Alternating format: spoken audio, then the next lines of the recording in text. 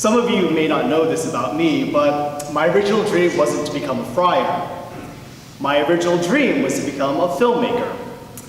And when I got accepted to NYU Film School, I came into my class thinking, you know what? I know what a good film is. What more can they teach me? I've seen many of the classics. I watch a ton of independent films. And in high school, I was the movie buff. Everyone came to me because I knew all about movies. So when I was in my first class, I was thinking, we would all watch the classics, right? Wizard of Oz, Citizen Kane, Singing in the Rain, Godfather. Then I looked at the syllabus and didn't recognize any of the titles.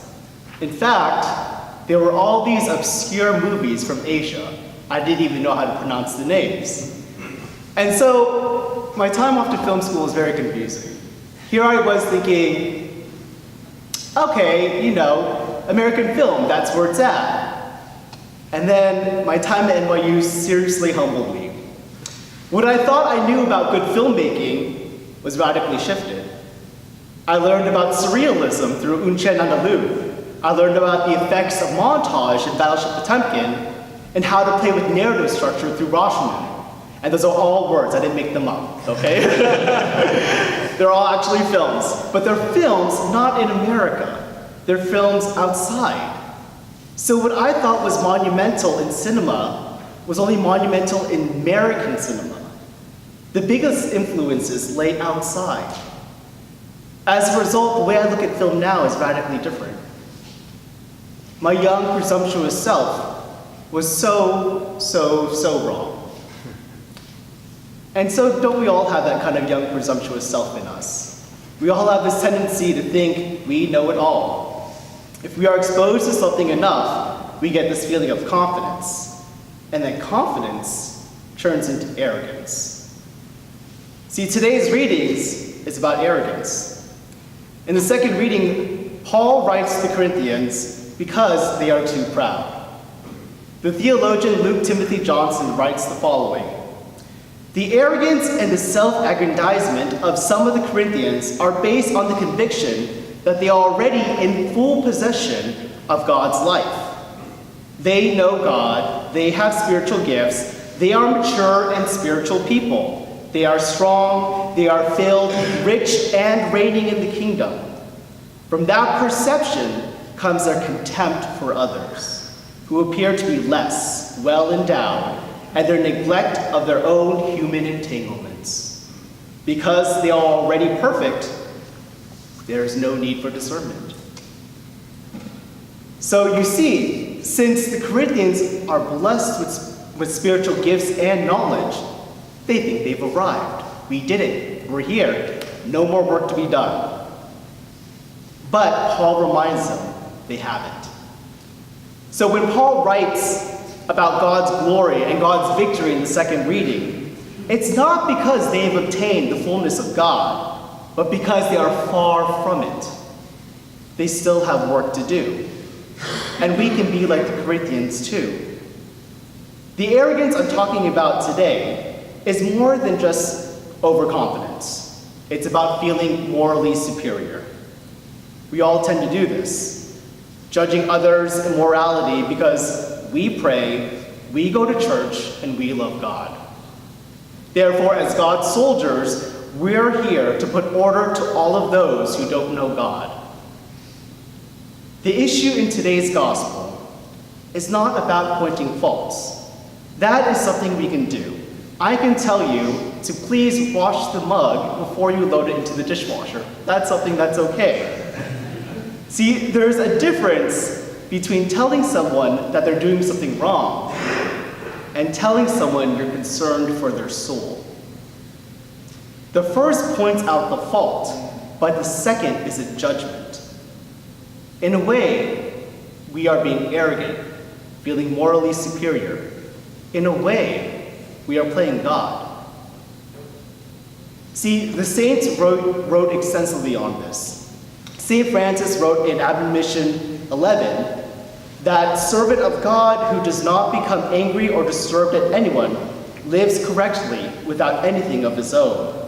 without anything of his own. When we are angry or disturbed about others, is it because another is living a life without virtue, or is it because we think we know what kind of lifestyle they should be living? Now, what's the subtext in that? Believing we are morally superior. Teresa of Avila furthers this by showing the dangers of our moral superiority. She writes the following: "For if a soul goes about looking for trifling faults in others, which sometimes may not be imperfections at all, though perhaps our ignorance may lead us to make the worst of them, it may lose its own peace of mind, and perhaps disturb that of others." What she is saying is that our arrogance leads to wrong interpretations. What we think is troubling, in reality, may not be something that we should be concerned about. So, how do we know we are being arrogant? Let's look at Sirach. According to Sirach, we test the speech, and then we observe the fruit. Is our speech leading us to lose our peace of mind and disturb others, as Teresa of Avila says? Is the fruit of our speech causing disunity amongst us? Are we misinterpreting what we are seeing? If so, then the problem is not out there, but within ourselves. Most importantly, we must do this thing where we ask the question, maybe it's me. Maybe it's me with the wooden beam in my eye. It's basic psychology. Whenever we're ruminating or disturbed by something, it's telling us maybe there's something that we find disturbing in ourselves. What we don't like in others is a reflection of what we don't like in ourselves. I do this thing with my spiritual director, where I go see him and I complain about one person, and I go on this long tirade about he's driving me crazy, I want him out, I don't like doing this anymore, I don't want being polite, I just can't deal with it, I want to punch him in the face, I'm a horrible person, I get it.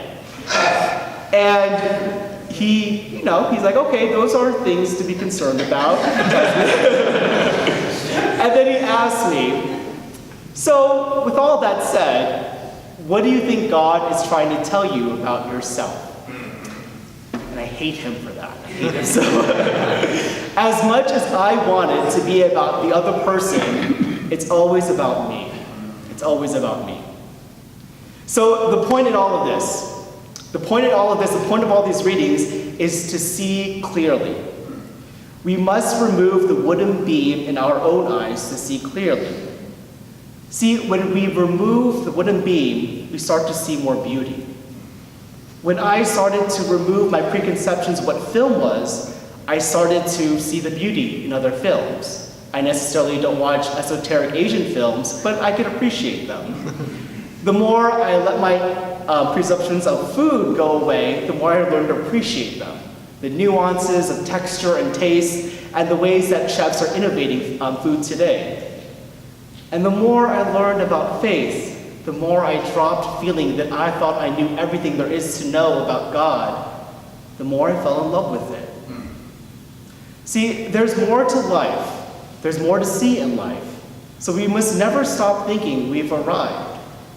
Next time we are disturbed by someone, we should inquire, ask, get more context, not ruminate. Try to see the full picture, because if we ever ask God, what more can you teach me? We'll find out there's a lot more.